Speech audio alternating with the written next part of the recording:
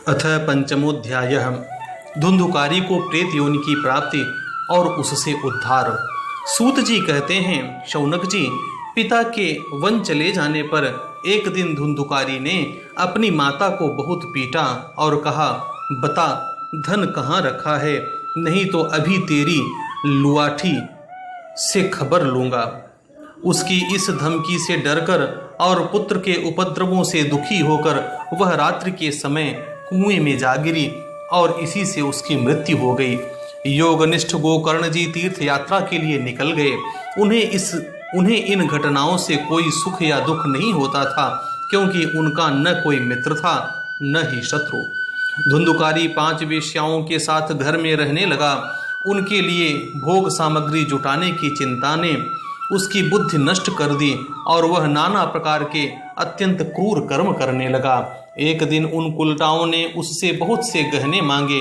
वह तो काम से अंधा हो रहा था, मौत की उसे कभी याद नहीं आती थी। बस उन्हें जुटाने के लिए वह घर से निकल पड़ा। वह जहां तहां से बहुत साधन चुराकर घर लौट आया तथा उन्हें कुछ सुंदर वस्त्र और आभूषण लाकर दिए।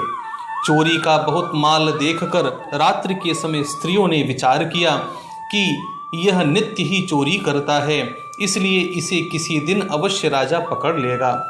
राजा यह सारा धन छीनकर इसे निश्चय ही प्राणदंड देगा। तब एक दिन इसे मरना ही है। जब एक दिन इसे मरना ही है, तब हम ही इस धन की रक्षा के लिए गुप्त रूप से इसको क्यों न मार डालें। इसे मारकर हम इसका माल लेकर जहां कहीं चली जाएंगी। ऐसा निश्चय कर उन्होंने सोए हुए धुंधुकारी को रस्सियों से कस दिया और उसके गले में फांसी लगाकर उसे मारने का प्रयत्न किया। इससे जब वह जल्दी न मरा तो उन्हें बड़ी चिंता हुई। तब उन्होंने उसके मुख पर बहुत से दहकते अंगारे डाले। इससे वह अग्नि की लपटों से बहुत छटपटा कर मर गया। उन्होंने उसके शरीर को एक गड्ढे में डालकर गाड़ दिया। सच है, स्त्रियां प्रायः बड़ी दुस्साहसी होती हैं। उनके इस कृत्य का किसी को भी पता न चला। लोगों के पूछने पर कह देती थी कि हमारे प्रियतम पैसे के लोभ से अब की बार कहीं दूर चले गए हैं, इसी वर्ष के अंदर लौट आएंगे। बुद्धिमान पुरुष को दुष्टा स्त्रियों का कभी विश्वास न करना चाहिए। जो मूर्ख इनका विश्वास करता है उसे दुखी होना पड़ता है। इनकी वाणी तो अमृत के समान कामियों के हृदय में रस का संचार करती है, किंतु हृदय छुरे के धार के समान तीक्ष्ण होता है। भला इन स्त्रियों का कौन प्यारा है। वे कुलटाएं धुंधुकारी की सारी संपत्ति समेटकर वहां से चंपत हो गईं। उनके ऐसे न जाने कितने पति थे और धुंधुकारी अपने कुकर्मों के कारण भयंकर प्रेत हुआ। वह बवंडर के रूप में सर्वदा 10 दिशाओं में भटकता रहता था तथा शीत घाम से संतप्त और भूख प्यास से व्याकुल होने के कारण हा दैव चिल्लाता रहता था, परंतु उसे कहीं भी कोई आश्रय न मिला। कुछ काल बीतने पर गोकर्ण ने भी लोगों के मुख से धुंधुकारी की मृत्यु का समाचार सुना। तब उसे अनाथ समझकर उन्होंने उसका गया जी में श्राद्ध किया और भी जहां जहां वे जाते थे उसका श्राद्ध अवश्य करते थे। इस प्रकार घूमते घूमते गोकर्ण जी अपने नगर में आए और रात्रि के समय दूसरों की दृष्टि से बचकर सीधे अपने घर के आंगन में सोने के लिए पहुंचे। वहां अपने भाई को सोया देख आधी रात के समय धुंधुकारी ने अपना बड़ा विकट रूप दिखाया। कभी भेड़ा, कभी हाथी, कभी भैंसा, कभी इंद्र और कभी अग्नि का रूप धारण करता। अंत में वह मनुष्य के आकार में प्रकट हुआ। ये विपरीत अवस्थाएं देखकर गोकर्ण ने निश्चय किया कि यह कोई दुर्गत को प्राप्त हुआ जीव है। तब उन्होंने उससे धैर्यपूर्वक पूछा। गोकर्ण ने कहा, तू कौन है? रात्रि के समय ऐसे भयानक रूप क्यों दिखा रहा है? तेरी यह दशा कैसे हुई? हमें बता तो सही, तू प्रेत है, पिशाच है अथवा कोई राक्षस है? सूत जी कहते हैं, गोकर्ण के इस प्रकार पूछने पर वह बार बार जोर जोर से रोने लगा। उसमें बोलने की शक्ति नहीं थी, इसलिए उसने केवल संकेत मात्र किया। तब गोकर्ण ने अंजलि में जल लेकर उसे अभिमंत्रित करके उस पर छिड़का। इससे उसके पापों का कुछ शमन हुआ और वह इस प्रकार कहने लगा। प्रेत बोला, मैं तुम्हारा भाई हूँ, मेरा नाम है धुंधुकारी। मैंने अपने ही दोष से अपना ब्राह्मणत्व नष्ट कर दिया। मेरे कुकर्मों की गिनती नहीं की जा सकती। मैं तो महान अज्ञान में चक्कर काट रहा था। इसी से मैंने लोगों की बड़ी हिंसा की। अंत में उल्टा स्त्रियों ने मुझे तड़पा तड़पा कर मार डाला। इसी से अब प्रेत योनि में पड़कर यह दुर्दशा भोग रहा हूँ। अब दैववश कर्मफल का उदय होने से मैं केवल वायु भक्षण करके जी रहा हूँ। भाई, तुम दया के समुद्र हो, अब किसी प्रकार जल्दी ही मुझे इस योनि से छुड़ाओ। गोकर्ण ने धुंधुकारी की सारी बातें सुनी और तब उससे बोले।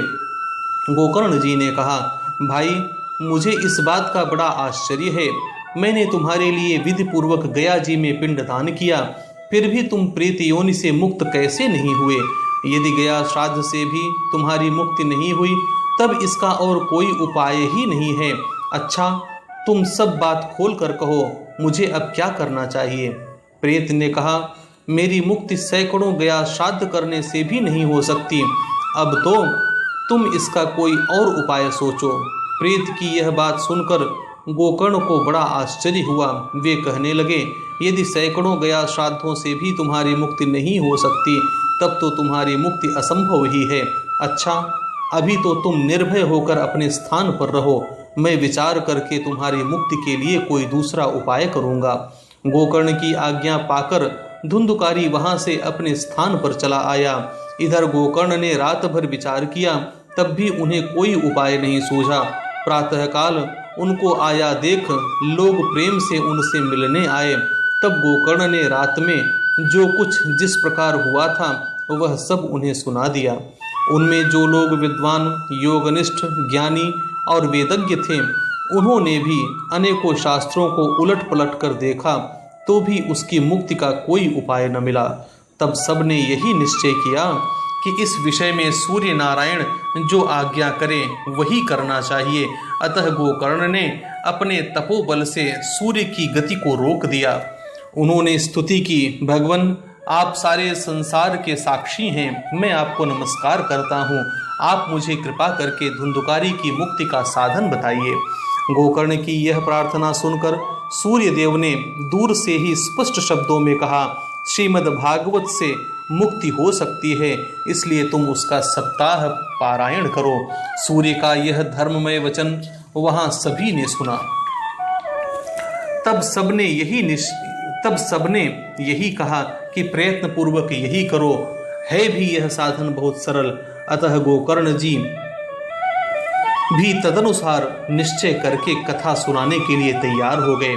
देश और गांवों से अनेकों लोग कथा सुनने के लिए आए। बहुत से लंगड़े, लूले, अंधे, बूढ़े और मंदबुद्धि पुरुष भी अपने पापों की निवृत्ति के उद्देश्य से वहां आ पहुंचे। इस प्रकार वहां इतनी भीड़ हो गई कि उसे देखकर देवताओं को भी आश्चर्य होता था। जब गोकर्ण जी व्यास गद्दी पर बैठकर कथा कहने लगे, तब वह प्रेत भी वहां आ पहुंचा और इधर उधर बैठने के लिए स्थान ढूंढने लगा। इतने में ही उसकी दृष्टि एक सीधे रखे हुए 7 गांठ के बांस पर पड़ी। उसी के नीचे के छिद्र में घुसकर वह कथा सुनने के लिए बैठ गया। वायु रूप होने के कारण वह बाहर कहीं बैठ नहीं सकता था, इसलिए बांस में घुस गया। गोकर्ण जी ने एक वैष्णव ब्राह्मण को मुख्य श्रोता बनाया और प्रथम स्कंध से ही स्पष्ट स्वर में कथा सुनानी आरंभ कर दी। सायंकाल में जब कथा को विश्राम दिया गया, तब एक बड़ी विचित्र बात हुई। वहां सभासदों के देखते देखते उस बांस की एक गांठ तड़तड़ शब्द करती फट गई। इसी प्रकार दूसरे दिन सायंकाल में दूसरी गांठ फटी, तीसरे दिन उसी समय तीसरी। इस प्रकार 7 दिनों में 7 गांठों को फोड़कर धुंधुकारी 12 स्कंधों के सुनने से पवित्र होकर प्रेत योनि से मुक्त हो गया और दिव्य रूप धारण करके सबके सामने प्रकट हुआ। उसका मेघ के समान श्याम शरीर पीतांबर और तुलसी की मालाओं से सुशोभित था तथा सिर पर मनोहर मुकुट और कानों में कमनीय कुंडल झिलमिला रहे थे। उसने तुरंत अपने भाई गोकर्ण को प्रणाम करके कहा, भाई, तुमने कृपा करके मुझे प्रेत योनि की यातनाओं से मुक्त कर दिया। यह प्रेत पीड़ा का नाश करने वाली श्रीमद् भागवत की कथा धन्य है तथा श्री कृष्णचंद्र के धाम की प्राप्ति कराने वाला इसका सप्ताह पारायण भी धन्य है। जब सप्ताह श्रवण का योग लगता है तब सब पाप थर्रा उठते हैं कि अब यह भागवत की कथा जल्दी ही हमारा अंत कर देगी। जिस प्रकार आग गीली सूखी छोटी बड़ी सब तरह की लकड़ियों को जला डालती है, उसी प्रकार यह सप्ताह श्रवण मन वचन और कर्म द्वारा किए हुए नए पुराने छोटे बड़े सभी प्रकार के पापों को भस्म कर देता है। विद्वानों ने देवताओं की सभा में कहा है कि जो लोग इस भारतवर्ष में श्रीमद् भागवत की कथा नहीं सुनते उनका जन्म वृथा ही है। भला मोह पूर्वक लालन पालन करके यदि इस अनित्य शरीर को हृष्ट पुष्ट और बलवान भी बना लिया तो भी श्रीमद् भागवत की कथा सुने बिना इससे क्या लाभ हुआ। अस्थियां ही इस शरीर के आधार स्तंभ हैं, नस नाड़ी रूप रस्सियों से यह बंधा हुआ है, ऊपर से इस पर मांस और रक्त थोपकर इसे चर्म से मढ़ दिया गया है। इसके प्रत्येक अंग में दुर्गंध आती है क्योंकि है तो यह मलमूत्र का भांड ही। वृद्धावस्था और शोक के कारण यह परिणाम में दुखमय ही है। रोगों का तो घर ही ठहरा। यह निरंतर किसी न किसी कामना से पीड़ित रहता है, कभी इसकी तृप्ति नहीं होती। इसे धारण किए रहना भी एक भार ही है। इसके रोम रोम में दोष भरे हुए हैं और नष्ट होने में इसे एक क्षण भी नहीं लगता। अंत में यदि इसे गाड़ दिया जाता है तो इसके कीड़े बन जाते हैं। कोई पशु खा जाता है तो यह विष्ठा हो जाता है और अग्नि में जला दिया जाता है तो भस्म की ढेरी हो जाता है। ये तीन ही इसकी गतियां बताई गई हैं। ऐसे अस्थिर शरीर से मनुष्य अविनाशी फल देने वाला काम क्यों नहीं बना लेता। जो अन्न प्रातःकाल पकाया जाता है वह सायंकाल तक बिगड़ जाता है, फिर उसी के रस से पुष्ट हुए शरीर की नित्यता कैसी। इस लोक में सप्ताह श्रवण करने से भगवान की शीघ्र ही प्राप्ति हो सकती है। अतः सब प्रकार के दोषों की निवृत्ति के लिए एकमात्र यही साधन है। जो लोग भागवत की कथा से वंचित हैं वे तो जल में बुदबुदे और जीवों में मच्छरों के समान केवल मरने के लिए ही पैदा होते हैं। भला जिसके प्रभाव से जड़ और सूखे हुए बांस की गांठें फट सकती हैं, उस भागवत कथा का श्रवण करने से चित्त की गांठों का खुल जाना कौन बड़ी बात है। सप्ताह श्रवण करने से मनुष्य के हृदय की गांठ खुल जाती है, उसके समस्त संशय छिन्न भिन्न हो जाते हैं और सारे कर्म क्षीण हो जाते हैं। यह भागवत कथा रूप तीर्थ संसार के कीचड़ को धोने में बड़ा ही पटु है। विद्वानों का कथन है कि जब यह हृदय में स्थित हो जाता है तब मनुष्य की मुक्ति निश्चित ही समझनी चाहिए। जिस समय धुंधुकारी ये सब बातें कह रहा था, जिसके लिए बैकुंठवासी पार्षदों के सहित एक विमान उतरा, उससे सब ओर मंडलाकार प्रकाश फैल रहा था। सब लोगों के सामने ही धुंधुकारी उस विमान पर चढ़ गया। तब उस विमान पर आए हुए पार्षदों को देखकर उनसे गोकर्ण ने यह बात कही। गोकर्ण जी ने पूछा, भगवान के प्रिय पार्षदों, यहाँ हमारे अनेकों शुद्ध हृदय श्रोतागण हैं, उन सब के लिए आप लोग एक साथ बहुत से विमान क्यों नहीं लाए। हम देखते हैं कि यहाँ सभी ने समान रूप से कथा सुनी है, फिर फल में इस प्रकार का भेद क्यों हुआ, यह बताइए। भगवान के सेवकों ने कहा, हे मानद, इस फल भेद का कारण इनके श्रवण का भेद ही है। यह ठीक है कि श्रवण तो सबने समान रूप से ही किया, किंतु इसके जैसा मनन नहीं किया। इसी से एक साथ भजन करने पर भी उसके फल में भेद रहा। इस प्रेत ने 7 दिनों तक निराहार रहकर श्रवण किया था तथा सुने हुए विषय का स्थिर चित्त से यह खूब मनन निधिध्यासन भी करता रहता था। जो ज्ञान दृढ़ नहीं होता वह व्यर्थ हो जाता है।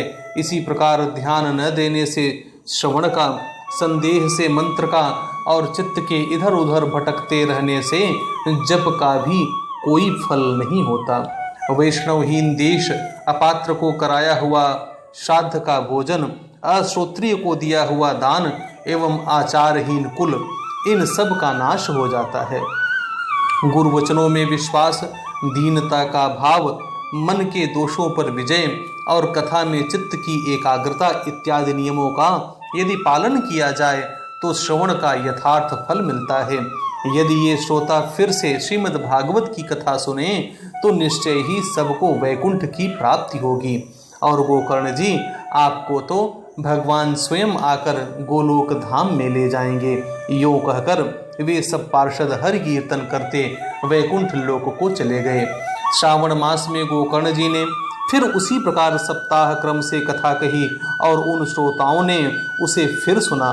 नारद जी, इस कथा की समाप्ति पर जो कुछ हुआ वह सुनिए। वहाँ भक्तों से भरे हुए विमानों के साथ भगवान प्रकट हुए। सब ओर से खूब जय जयकार और नमस्कार की ध्वनियाँ होने लगीं।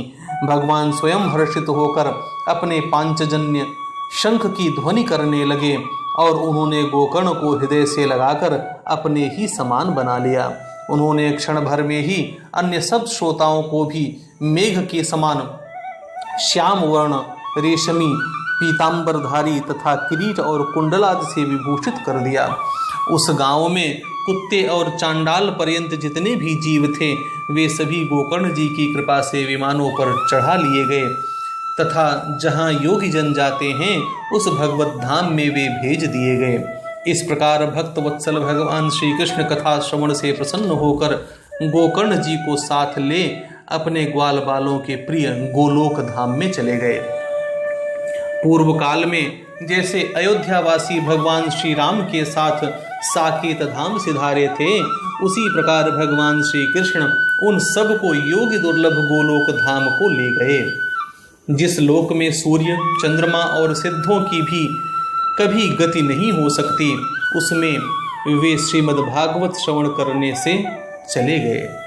नारद जी, सप्ताह यज्ञ के द्वारा कथा श्रवण करने से जैसा उज्जवल फल संचित होता है उसके विषय में हम आपसे क्या कहें।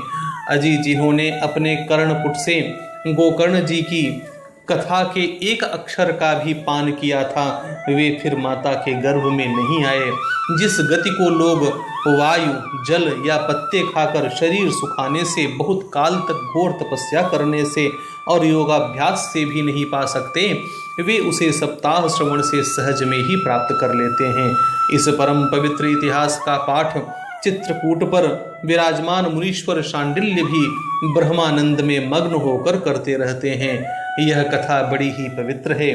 एक बार के श्रवण से ही समस्त पाप राशि को भस्म कर देती है। यदि इसका श्राद्ध के समय पाठ किया जाए तो इससे पितृगण को बड़ी तृप्ति होती है और नित्य पाठ करने से मोक्ष की प्राप्ति होती है। जय जय श्री पद्म पुराणे उत्तरखंडे श्रीमद् भागवत महात्म्ये गोकर्ण मोक्ष वर्णम नाम पंचमोध्यायः।